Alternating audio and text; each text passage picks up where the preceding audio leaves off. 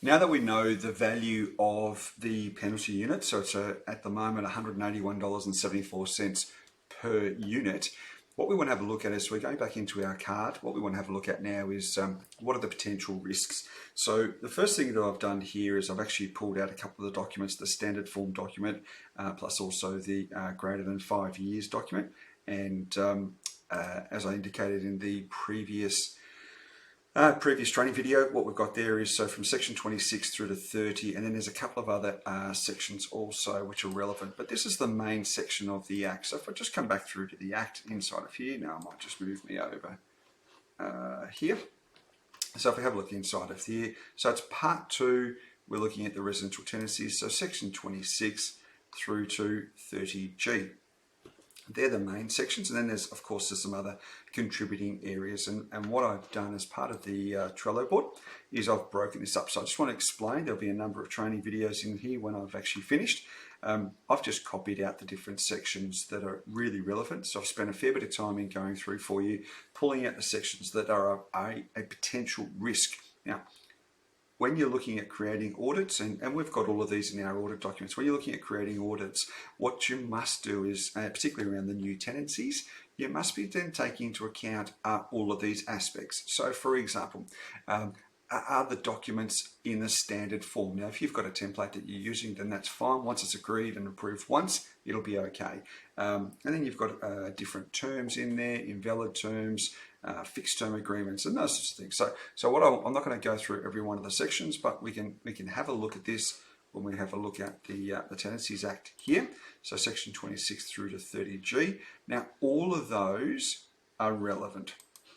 All of them are relevant, and the reasons why I'm saying they're all relevant is because there is a potential here that if you breach one of these sections, just the one, you breach a section, there is, if you were ever audited and ever inspected, there is a potential risk and a financial risk to you as the agency, but more importantly also there are some which are relevant to your owner as well. So let's just go through the potential risks that I've identified that you really should be. Now, if I come up to the top here, I've identified this as a training topic, and it's one that you should, and it's high risk, high priority, and it's a potential risk for the agency, and it's a new Residential Tenancies Act. It should form part of your policies and procedures, most certainly as part of your workflows, but also I would be spending a lot of time going through and recapping this with all your current staff, but also any brand new staff. Any brand new staff, if they're coming into your agency, you need to make sure they're fully aware of preparing a lease. Now, if you ask 100 agents will tell you that they know how to prepare a lease. But when you go through and get them to have a look at these aspects, in many instances, they won't know some of these sections, that they're actually doing things probably not correctly. So let's just go through them. Okay, so the very, very first one we're looking at is 26, 26A, 27, 27A, 27B, C, unconscionable terms. The agreement needs to be available to the renter. So let's go back through here. Rental agreement signed by the renter but not by the owner, still valid. Application to tribunal to prepare a agreement. Discrimination. So what information needs to be included in the application form, what you can, what you can't ask for. Discrimination again with regards to children. So there's certain sections inside of here, and when we click on this, it just takes you straight through to the lease. So I've already put the just come back now. I've already put the links. I've already done all the work inside of here for you. So all the links are sitting inside of there. So renters with children can't discriminate against the person refusing to let the premises. What else we got inside of here?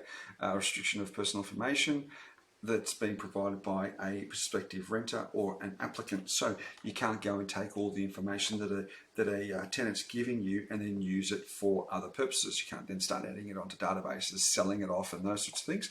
It's quite a significant fine.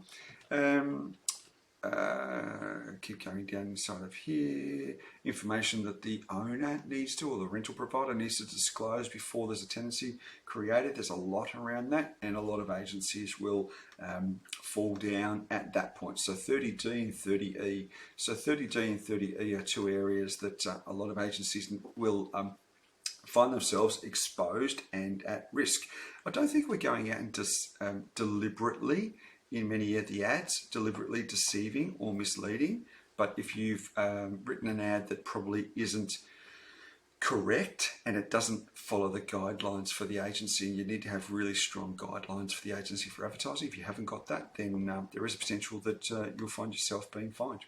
Rent to premises must be offered for a fixed price, so you can't actually go out there and ask people to offer more and negotiate that between other applicants. Rental providers, misleading advertising, that's really important. Again, 30E, 30G, not dissimilar, so you can't deceive. You can't go and say to somebody that there is it's a 120 square metre unit where you knowingly know it's 110. That's just false and misleading. Those sorts of things. The maximum amount of the bond condition report, really, really important that you're going to end up potentially at risk.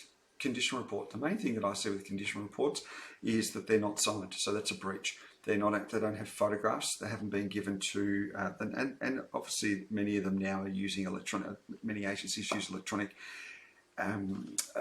programs, so that's all fine. But you need to make sure they're signed before they go out, because if you don't, it's actually a breach. There is a section in the Act here that says clearly that the agency needs to provide 2 copies, or 1 if it's electronic, that have been signed by the owner. Now, if you're representing the owner, then you're the, if you've got authority to sign, then you'd be signing here, but you can't send out condition reports that have not been signed. Certain guarantees, you can't ask for if a tenant has provided a bond, you can't then ask, and they're a younger couple, you can't ask parents to go on as guarantor if they've got a low income and those sorts of things. If you provided a bond, they provided a bond. Limit on rent in advance, really, really important. How and where rent is to be paid. A lot of agencies come unstuck here, because I've seen a lot of it in the tenancy agreement. They just don't have that information sitting in there. They might just have agency bank account, and some agencies now are using services where the tenant has to pay, so you must by law offer a free option. Receipts, very few agencies provide receipts, and again, agents will potentially be at risk inside of here. Certain charges that are prohibited, so you can't charge for keys, can't charge for the lease renewal. So lease renewal is a big one here. Owners will, not lease renewal, transfer of tenancy. Owners will charge agencies, on behalf of owners, will charge tenants for transfer of tenancy. You can't do that. You must be charging the owner. So therefore it needs to be incorporated into their management authority or level of service, and then the tenant reimburses. But the agency can't charge the tenant fees for certain aspects of providing a service, like transfer of tenancy. It's just not legal. So if we just come back inside of here, 60 penalty units, which is about $10,500 as a potential risk. And then we've got minimum standards. Properties don't meet minimum standards, another potential risk. So 60 units for an owner, or 300 penalty units in the instance of a owner's corporation. So 300 times $181.74 equals $54,522 each time. So if you're putting a tenant into a property that does not comply, the owner, and if they've deliberately putting a person in, then there's a potential risk to the owner and also the agency, $54,000 per situation. And the residential rental provider must give. So here's the disclosure document. So many agencies, they fall down on the minimum standards. Properties don't comply. They fall down on the disclosure documents. And again, 60 penalty units here, 60 penalty units inside of there, 60 penalty units inside of here. Urgent repairs. This is a really common one where the owner may not have actually, or the agency might not have completed, and I see it often when I'm doing consultancy, that agencies will negotiate the urgent repair amount, and as a result of that, it might be in the authority as $1,000 or $1,500 or whatever it may be, and then that's not, or they leave it blank in a management authority, and then that doesn't overlay back into the tenancy agreement. So really important to make sure that you've got that right.